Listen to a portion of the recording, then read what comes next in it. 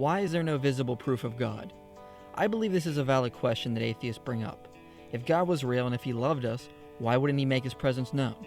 The fact that he hides shows either God doesn't exist or he doesn't love us enough to make himself known to prevent us from going to hell.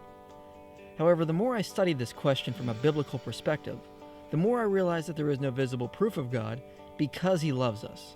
The fact that God doesn't make himself known empirically shows how much he truly loves us.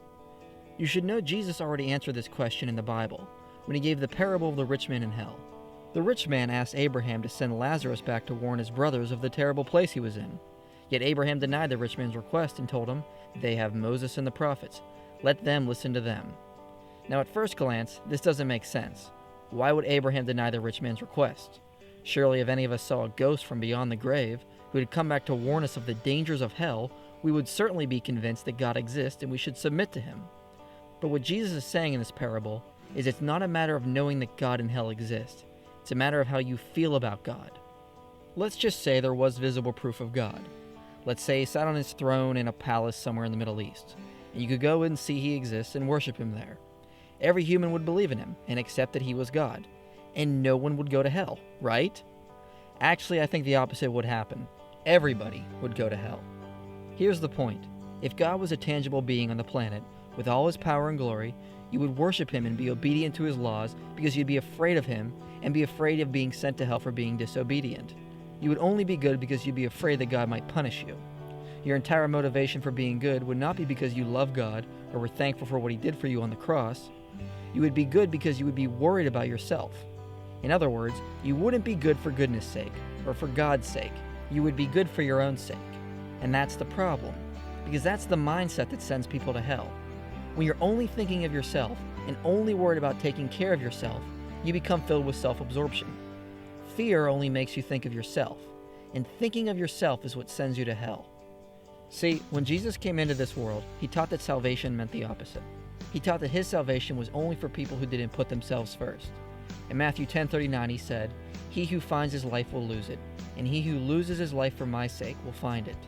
Then in Matthew 25, he gave the parable of the talents, which is a story of servants. 2 go out and serve their king with the money the king gives them. And the third becomes filled with fear and buries the money the king gives him because he's afraid of what the king might do to him. And because the servant is only thinking of himself, he hides the money for his own safety. Thus the king disposes of him, because the servant was self-absorbed. Maybe not in the usual way we think of self-absorption, but nonetheless, he was still self-absorbed. See, in the parable of the rich man in hell, what Abraham is saying back to the rich man is, fear will never work. Sending Lazarus back to warn his brothers of the dangers of hell will only create fear, and fear doesn't get you to stop focusing on yourself. It only makes you think of yourself even more. And if God was a visible being on the planet, you would be utterly filled with fear. You wouldn't change from thinking of yourself to thinking of a relationship with God, or start loving God and loving your fellow man. You would only be thinking of yourself and how to avoid hell. So your actions would change, but your heart wouldn't. It would still be self-absorbed, just in a different way, but still self-absorbed.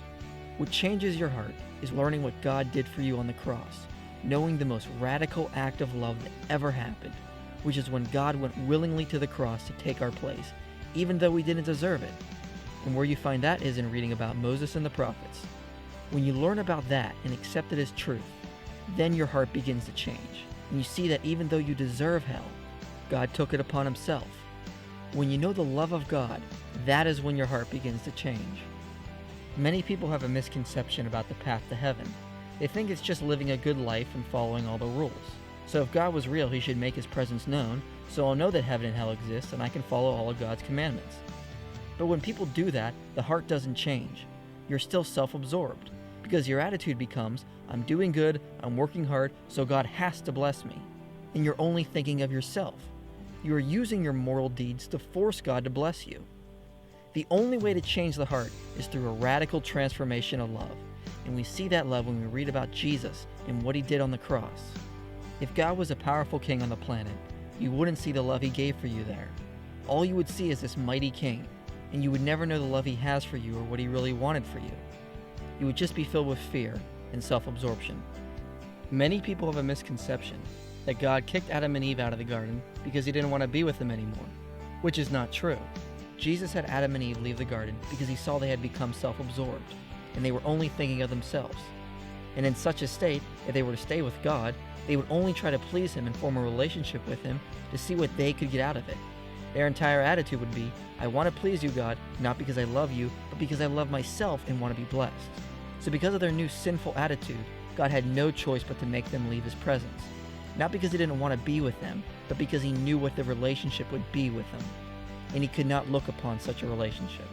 Instead, we needed to see the action of how much he truly loved us before we could begin to escape our self-absorption. Now, in the relationship we have with him, he gives us everything, and in return he asks that we give him everything back. Not because he's selfish, but because he was utterly selfless.